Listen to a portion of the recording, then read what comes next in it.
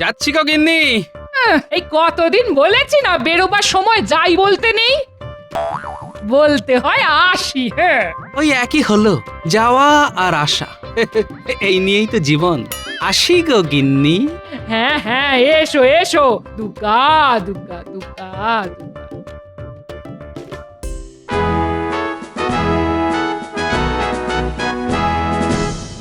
এই যে সব জানতা গামছাওয়ালা এলেন। তাই নাকি মন্ত্রী মশাই? এতদিন কেউ আমায় বলতো হাসির রাজা, কেউ আবার বলতো জ্ঞানের রাজা। তবে আজ আমার এই নতুন নাম দেবার জন্যে অজস্র ধন্যবাদ মন্ত্রী মশাই। আচ্ছা মন্ত্রী, গোপালকে তুমি হঠাৎ সব জানতা গামছাওয়ালা বললে কেন? প্রথমত, জানুক আর না জানুক, গোপাল সর্বদা এমন একটা ভান করে যে ও সব জানে। দ্বিতীয়ত, আপনার সভাসদ হয়েও সব সময় গলায় একটা গামছা ঝুলিয়ে ঘুরে বেড়ায়। দেখে মনে হয় যেন গামছার চলমান বিজ্ঞাপন। হ্যাঁ, আহ আহ আহ আহ। দেখুন মন্ত্রী মশাই, আমি সব জানতা কিনা জানি না, আর আচার আচরণও সেটা কখনো প্রকাশও করি না। কিন্তু আমার গলার গামছা নিয়ে আপনার কি কোনো আপত্তি আছে? মন্ত্রীর না থাকলেও আমার আছে। কেন মহারাজ? আবার জিজ্ঞাসা করছো কেন? আরে রাজসভার চারদিকটা একবার ভালো করে চোখ ঘুরিয়ে দেখো তো। হ্যাঁ মহারাজ, দেখেছি। কি দেখলে? নতুন কিছুই নয়। পোশাকগুলোর দিকে তোমার নজর পড়লো না? কি করে পড়বে মহারাজ? আসলে গোপালের নজর যে বড় ছোট। আহ, এটা অবশ্য তুমি ঠিক কথাই বলেছ মন্ত্রী। আট পরে খেটে ধুতি, কম দামি ফতুয়া আর গলায় গামছা ঝুলিয়ে নিত্যদিন রাজসভায় আসো। লজ্জায় একেবারে মাথা কাটা যায় আমার। আচ্ছা গোপাল, এরকম পোশাক পরতে তোমার রুচিতে বাধে না? কেন বাঁধবে মহারাজ? আসলে এরকম পোশাক কখনো পরেননি তো, তাই বুঝতে পারছেন না এই হালকা পোশাকে কত আরাম। হ্যাঁ, এই পোশাকে আরাম? আরাম নয়, পাতলা ফতুয়া দিয়ে ফুরফুর করে হাওয়া ঢোকে, তাই গরম লাগে না।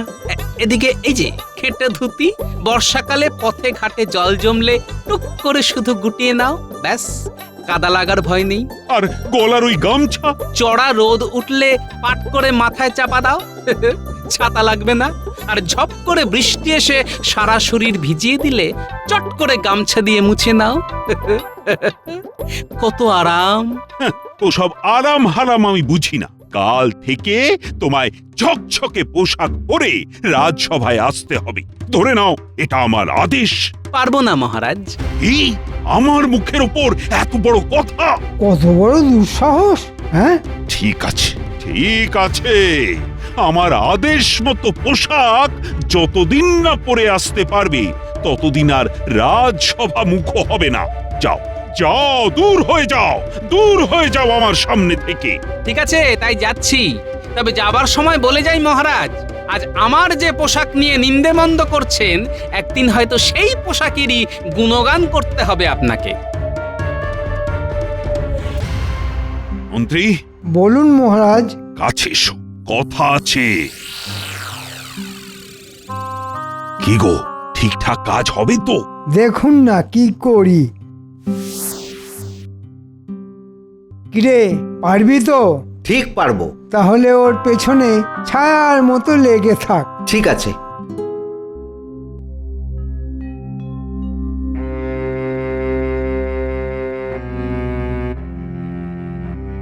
কি গো, রাজসভায় গেলে আর চলে এলে?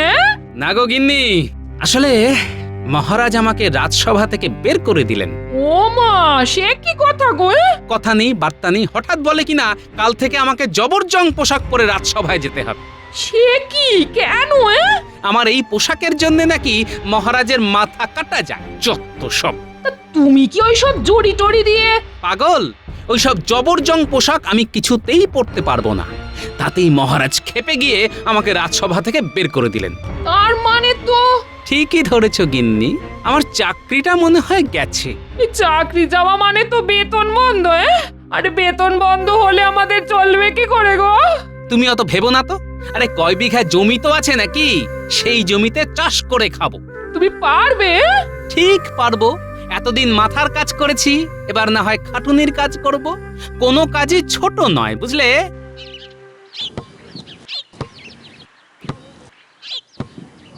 কি গো সব জানতা গামছাওয়ালা, শেষে কিনা সবজিওয়ালা হয়ে যাবে?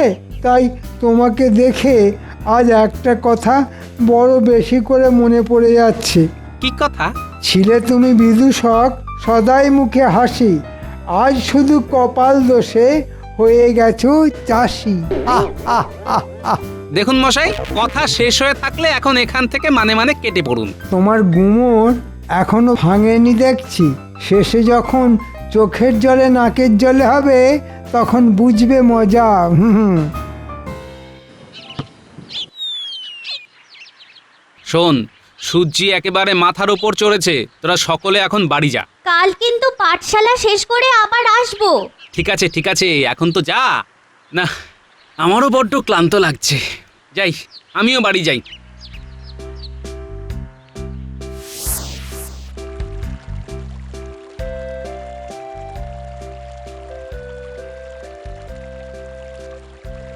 বাহ, কি সুন্দর তকতকে জল। এতক্ষণ কোদাল চালিয়ে সারা শরীর কেমন তেতে গেছে। এই তকতকে জলে স্নান করে তবেই বাড়ি যাব। আশেপাশে কেউ নেই, তাহলে এখানেই পোশাক খুলে গামছা পরে জলে নেমে পড়ি।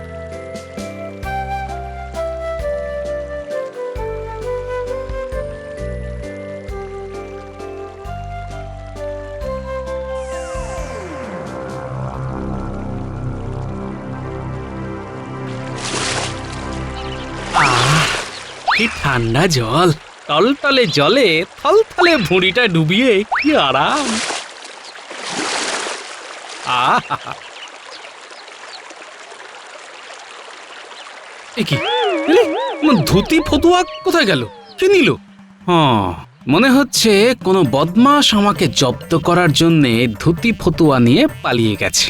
ঠিক আছে, তাতে আমার ভারী বই গেল। ধুতি ফতুয়া গেছে তো কি হয়েছে, পরনের গামছাটা তো আছে, এটা পরেই বাড়ি চলে যাব।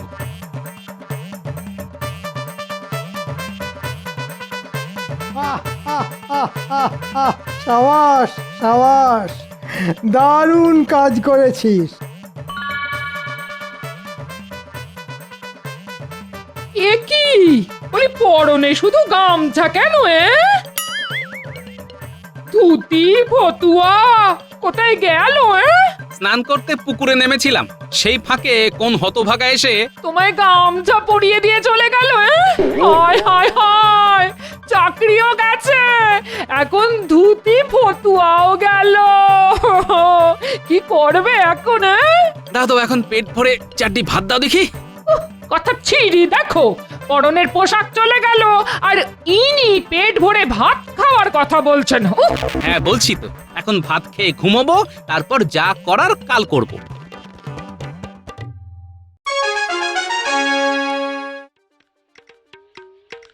আরে গোপাল, এই পোশাকে তুমি এখানে? এই, তোমাকে না রাজসভায় আসতে বারণ করে দিয়েছিলাম? হ্যাঁ তা অবশ্য করেছিলেন, কিন্তু আমি তো আজ এখানে আপনার সভাসদ হয়ে আসিনি। তাহলে কি করতে এসেছো? এসেছি বিচার চাইতে। বিচার? কিসের বিচার? চুরির বিচার। মহারাজ, কাল নদীর ধারে ধুতি ফতুয়া খুলে আমি এই গামছা পরে স্নান করতে নেমেছিলাম, আর স্নান করে উঠে দেখি আমার ধুতি ফতুয়া চুরি হয়ে গেছে। তা চুরি হয়ে গেলে আমি কি করব? হয় চোর ধরে তার কাছ থেকে আমার ধুতি ফতুয়া উদ্ধার করে দেবেন, না হলে ক্ষতিপূরণ হিসাবে নতুন ফতুয়া ধুতি কিনে নেবেন। মামার বাড়ি যেন, হ্যাঁ? চুরি হলো তোমার আর কিনে দেব আমি? তাহলে পেয়াদা পাঠিয়ে চোর ধরে আনুন। সেটাও সম্ভব নয়। তুমি এখন আসতে পারো গোপাল। সেটা বললে তো শুনছি না মন্ত্রী মশাই। যতদিন না আমি আমার ধুতি ফতুয়া ফিরে পাচ্ছি, ততদিন আমি এইভাবে এইখানে এই গামছা পরে দাঁড়িয়ে থাকবো। কিন্তু দাঁড়িয়ে থাকতে থাকতে তো তোমার পা ব্যথা হয়ে যাবে গোপাল। তবুও দিনের পর দিন দাঁড়িয়েই থাকবো। তাহলে তোমার পরনের ওই গামছা তো পুরনো হয়ে ছিঁড়ে কুটি কুটি হয়ে যাবে। তখন লজ্জা ঢাকবে কিসে? কলা পাতায়? কেন কচু পাতা চাপা দিয়ে? তবুও দাঁড়িয়ে আমি থাকবই। এ বাবা, এ আবার কি আপদ? সেটা তো একটা ভীষণ বিসদৃশ্য ব্যাপার হবে। আমার আমার মান ইজ্জত তো ধুলোই লুটোবে। ঠিক আছে, ঠিক আছে, নতুন ধুতি ফতুয়া সব তুমি পাবে। অমন্ত্রী, মন্ত্রী, এক্ষুনি গোপালকে নতুন ধুতি আর ফতুয়া কিনে দাও।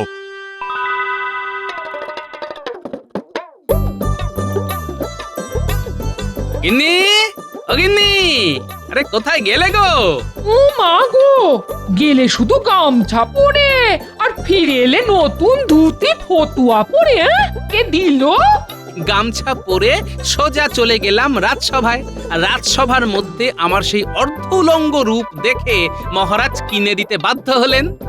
বাবা, আমি হলাম গোপাল ভাঁড়, আমাকে জব্দ করা অত সহজ নয়। দাও দাও দাও দাও দাও, ভাত দাও, ভাত দাও, বড্ড খিদে পেয়েছে। মহারাজ, এটা কিন্তু আপনি ঠিক করছেন না। কে কি পোশাক পরবে সেটা তার নিজের ব্যাপার। এই নিয়ে গোপালের সঙ্গে বিবাদ করাটা কিন্তু মোটেও উচিত নয়। একদিনের জন্যও অন্তত ঝকঝকে পোশাক পরে রাজসভায় আসতে তো পারতো। তবে গোপাল রাজসভায় না এলে আপনারই কিন্তু ক্ষতি হবে, এই আমি বলে দিলাম। জ্বলে যাচ্ছে উজি, জ্বলে যাচ্ছে, আমার সর্বাঙ্গ জ্বলে যাচ্ছে। কেন কেন জাহাপানা, কেন জ্বলে যাচ্ছে কেন? রাগে উজি, রাগে। ও রাগে? কার ওপর রাগে জাহাপানা? একবার শুধু মুখ দিয়ে তার নামটা প্রকাশ করুন, তলোয়ারের এক কোপে যদি তার ঘাড় থেকে মাথা আলাদা করে না দিয়েছি তো। আরে দূর, অন্য কারোর ওপর নয়, রাগ হচ্ছে আমার নিজের ওপর।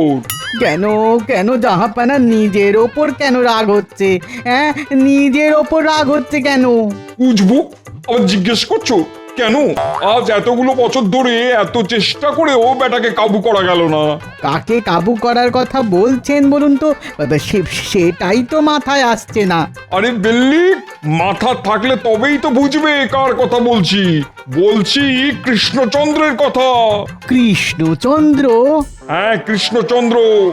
আরে আমার কতদিনের স্বাদ ওই কৃষ্ণচন্দ্রকে কাবু করে কৃষ্ণনগর দখল করব, কিন্তু বারে বারেই কি যুদ্ধ, কি বুদ্ধি, সবেতেই হেরে যাই আমি।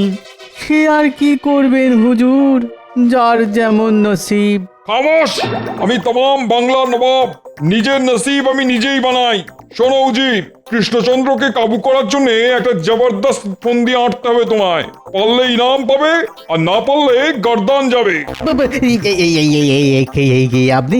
আপনি কি কি কি কি কি কথা বলছেন জাহাপানা? না পারলে গর্দান যাবে? হ্যাঁ, গর্দান নিয়ে গুম করে দেবো তোমায়। ইয়াল্লা, মাথায় এসে গেছে। কি? ওই যে বললেন না গুম, জাহাপানা কৃষ্ণচন্দ্রকে গুম করে দিতে হবে। বহুত খুব। তা কিভাবে গুম করবে? শুনেছি খুব ভোরবেলায় কৃষ্ণচন্দ্র একা একা বাগানে পায়চারি করে, আশেপাশে তখন কোনো প্রহরী থাকে না। হ্যাঁ, কথাটা আমি শুনেছি বটে। যদি দুজন গুপ্তচর পাঠিয়ে ওই সময় কৃষ্ণচন্দ্রকে তার বাগান থেকে গুম করে ফেলা যায়। হ্যাঁ, খুব ভালো বন্দি, কিন্তু তারপর কি করবে? বেটাকে আমাদের মুর্শিদাবাদে তুলে এনে ভয় দেখিয়ে যদি ওর বিষয় আশয় লিখিয়ে নেওয়া যায়, তাহলে কেমন জমবে বলুন তো ব্যাপারটা?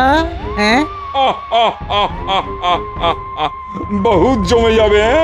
তাহলে আর দেরি করছো কেন? যাও, যত তাড়াতাড়ি পারো সব ব্যবস্থা করে ফেলো।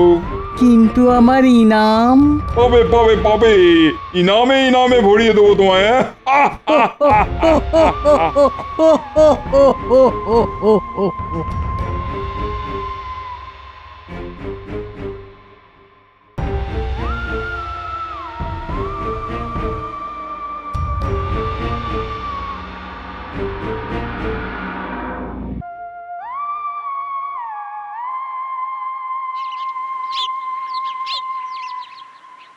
বুঝলি পুঁটি, কদিনের মধ্যে মাটি কুপিয়ে আজ বীজ ছড়িয়ে দিলাম।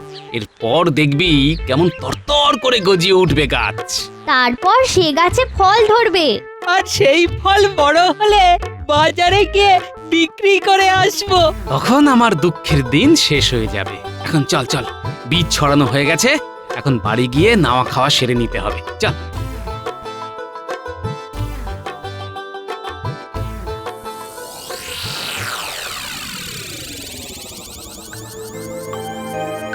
শোন, মহারাজের আদেশ মতো জমিতে ছড়ানো সব বীজ এমনভাবে ওলটপালট করে দিতে হবে যাতে একটা বীজ থেকেও গাছ না বেরোতে পারে। ঠিক আছে মন্ত্রী মশাই, কোনো চিন্তা করবেন না, সব হয়ে যাবে।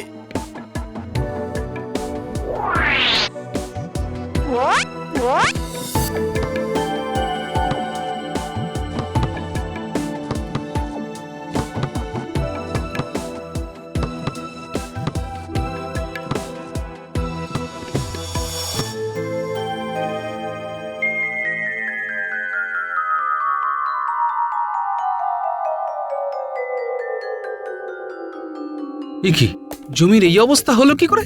দেখে তো মনে হচ্ছে কেউ বা কারা এসে সমস্ত জমিতে লাঙল চষে দিয়ে গেছে। বুঝতে পেরেছি, মহারাজ আর মন্ত্রী মশাই তাহলে আদা জল খেয়ে আমার পেছনে লেগেছে। ঠিক আছে, আমার নামও গোপাল ভাঁড়। বীজ তো দূরের কথা, ফসলের দাম অবধি মহারাজের কাছ থেকে একেবারে উসুল করে নিয়ে আসবো।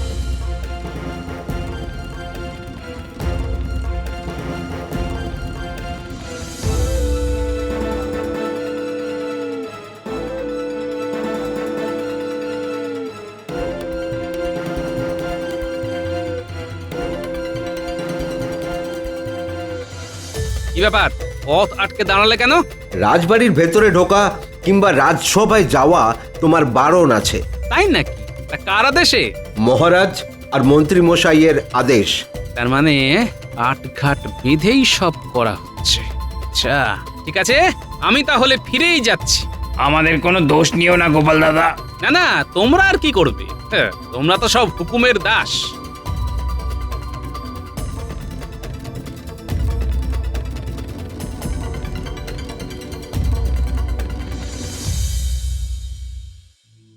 এই শোনো, একটা কথা বলছি, হ্যাঁ, সামান্য পোশাক আশাক নিয়ে তুমি আর মহারাজের সঙ্গে বিবাদ করতে যেও না। হ্যাঁ, দেখছো তো মহারাজ তোমার উপর কেমন খাপ্পা হয়ে উঠেছেন।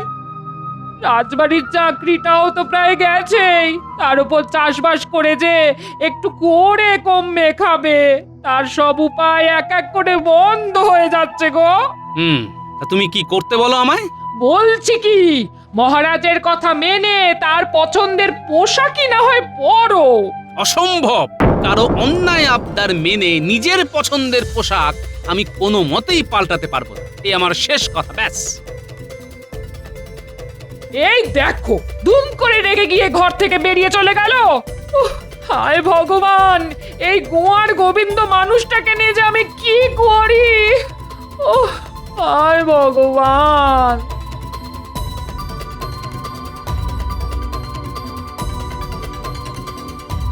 কাল রাজসভায় ঢুকতে দেয়নি, কিন্তু মহারাজের বাগান তো আছে। আজ বাগানে ঢুকে মহারাজের সঙ্গে একটা হেস্তনেস্ত করতেই হবে।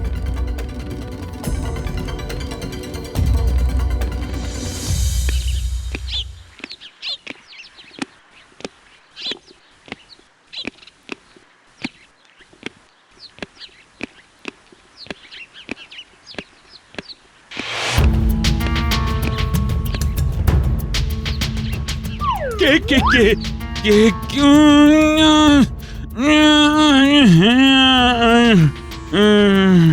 আরে এরা কারা? মহারাজকে এভাবে টানতে টানতে নিয়ে যাচ্ছে কেন? নিশ্চয়ই কোনো গোলমাল আছে। এই তোরা কারা? মহারাজকে এভাবে টেনে নিয়ে যাচ্ছিস কেন? বেশি কথা বললে মেরে টাক ফাটিয়ে দেবো। তাই নাকি? তাহলে দেখ কে কার টাক ফাটায়।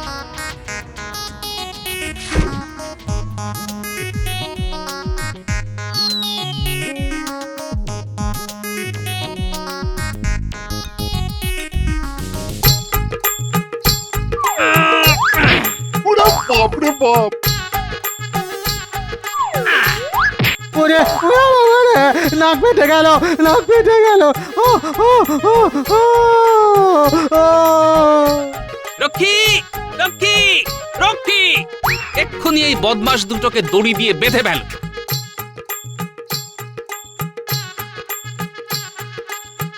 ও বাবা, গোপাল, আজ শুধু তুমি এসে পড়েছিলে বলেই আমি বেঁচে গেলাম, না হলে যে কি হতো।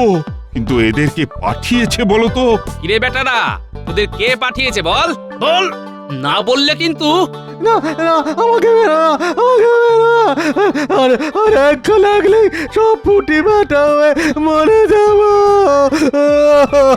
আর মেরো না, মেরো না, মেরো না, মেরো না। তাহলে বল কে পাঠিয়েছে। মুর্শিদাবাদে, মুর্শিদাবাদে নবাব। নবাব? যাও, এদের কারাগারে নিয়ে যাও, তারপর আচ্ছা করে থেতো করে এদের আবার নবাবের কাছে পাঠিয়ে দেব। শোন বেটারা, তোদের নবাবকে গিয়ে বলবি এই গোপাল যতদিন বেঁচে আছে ততদিন মহারাজের কোনো ক্ষতি করা ওই বুড়ো নবাবের পক্ষে সম্ভব নয়। যাও, নিয়ে যাও এদের। গোপাল, গোপাল, কি কি বলে যে তোমায় ধন্যবাদ দেব? আমায় ধন্যবাদ দিতে হবে না মহারাজ, ধন্যবাদ দিন আমার পোশাককে, বিশেষ করে আমার এই গামছাকে। মহারাজ, এই গামছা দিয়ে যেমন গা মোছা যায়, গলায় ঝোলালে যেমন মনে হয় উড়নি, তেমনি এর এক প্রান্তে ইট বেঁধে নিলে এটা হয়ে যায় ভীমের গদা। গোপাল, আজ আমি বুঝতে পেরেছি তোমার পোশাক নিয়ে অপমান করাটা কত বড় অন্যায় হয়েছে আমার। না না না, তুমি তুমি এই পোশাকেই আবার আজ থেকে রাজসভায় এসো। আর আপনার ওই মন্ত্রী আমাকে সবজান্তা গামছাওয়ালা বললে? কানটি মূলে রাজসভা থেকে দূর করে দেব।